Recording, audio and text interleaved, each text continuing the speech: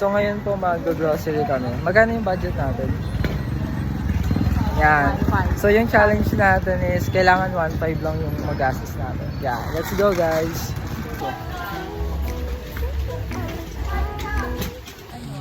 Okay, ano muna natin? Una po is gatas po. Sok po tayo ng 16 pieces ng birch tree. So, coffee naman po. Okay, ano yung next natin? Next po is noodles. Okay, let's go. Mga instant noodles.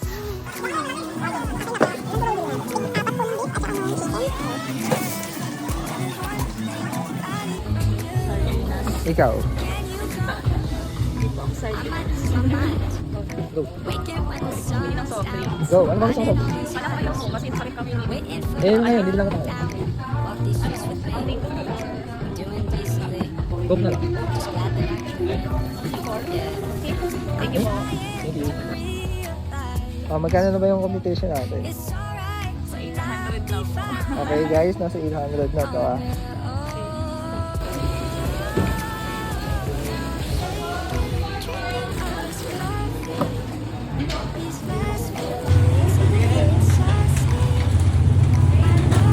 Okay. Success guys.